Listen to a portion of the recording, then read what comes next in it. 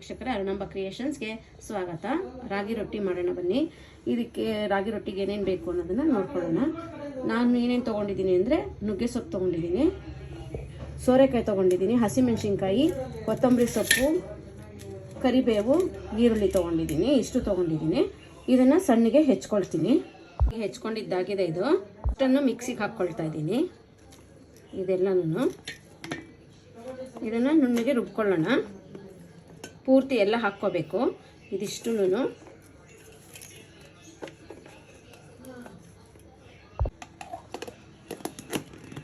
ರಾಗಿ ಹಿಟ್ಟು ತೊಗೊಂಡಿದ್ದೀನಿ ನೋಡಿ. ಇಷ್ಟು ಇದಕ್ಕೆ ಉಪ್ಪು ಜೀರಿಗೆ ಹಾಕ್ತಾ ಇದ್ದೀನಿ.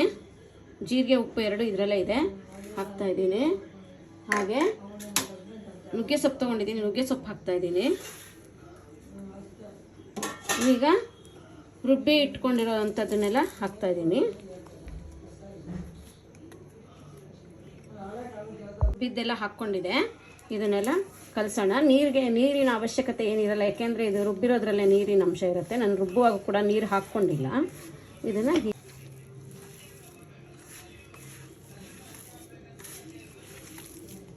ಈ ಹಿಟ್ಟು ರೆಡಿಯಾಗಿದೆ, ಕಲಸಿರೋದು. ಇದನ್ನು ಒಂದು 10 ನಿಮಿಷ ಬಿಡೋಣ. ಇದರ ಮೇಲೆ ಒಂದು ಪ್ಲೇಟು ಮುಚ್ಚಿಟ್ಬಿಡೋಣ. ಆಗಿದೆ, ತೆಗೆದಿಡ್ತಿದ್ದೀನಿ. ತವದ ಮೇಲೆ ಎಣ್ಣೆ ಹಚ್ತಾ ಇದ್ದೀನಿ.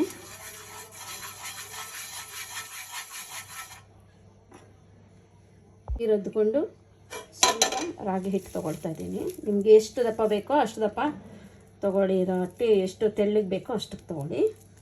ನಾನು ಇಷ್ಟು ದಪ್ಪ ತೊಗೊಳ್ತಿದ್ದೀನಿ ನೋಡಿ. ಇದ್ರ ಮೇಲೆ ಹಾಕ್ತಾಯಿದ್ದೀನಿ. ನೀರಿನ ಸಹಾಯ ತಗೊಂಡು ಹೀಗೆ ತಟ್ಕೊಬೇಕಾಗುತ್ತೆ.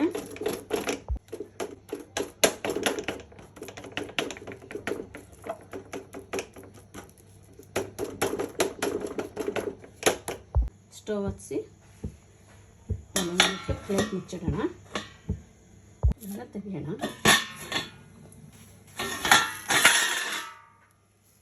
ನೋಡಿ, ಇದರ ಮೇಲೆ ಸ್ವಲ್ಪ ಎಣ್ಣೆನ ಹಾಕ್ಕೊಳ್ಳೋಣ. ಎಣ್ಣೆ ಹಚ್ತಾ ಇದ್ದೀನಿ. ದೇಹಕ್ಕೆ ತುಂಬ ಒಳ್ಳೆಯದಿದು. ತಟ್ಟೆಗೆ ತೆಗೆಯೋಣ. ನೋಡಿ, ಎಷ್ಟು ಚೆನ್ನಾಗಿ ಬರ್ತಾಯಿದೆ ರಾಗಿ ರೊಟ್ಟಿ. ರಾಗಿ ರೊಟ್ಟಿ ತೆಳ್ಳಗಿದ್ರೇ ತುಂಬ ಚೆನ್ನಾಗಿರೋದು ತಿನ್ನೋದಕ್ಕೆ. ಹಾಕ್ಕೊಂಡು ತಟ್ಟೆಗೆ ಹಾಕ್ಕೊಳ್ಳೋಣ. ರಾಗಿ ರೊಟ್ಟಿ ರೆಡಿಯಾಗಿದೆ. ಇದು ಚಟ್ನಿ ಪುಡಿ, ಉಪ್ಪಿನಕಾಯಿ, ಚಟ್ನಿ ಯಾವುದ್ರ ಜೊತೆ ಬೇಕಾದ್ರೂ ತಿನ್ನಬಹುದು. ಈ ವಿಡಿಯೋ ಇಷ್ಟ ಆದಲ್ಲಿ ಲೈಕ್ ಮಾಡಿ, ಶೇರ್ ಮಾಡಿ, ಕಮೆಂಟ್ ಮಾಡಿ, ಹಾಗೆ ಸಬ್ಸ್ಕ್ರೈಬ್ ಆಗಿ ಪಕ್ಕದಲ್ಲಿರುವಂತಹ ಬೆಲ್ ಐಕಾನನ್ನು ಪ್ರೆಸ್ ಮಾಡಿ. ಮುಂದಿನ ವಿಡಿಯೋದಲ್ಲಿ ಭೇಟಿಯಾಗೋಣ. ಅಲ್ಲಿಯವರೆಗೂ ನಮಸ್ಕಾರಗಳು.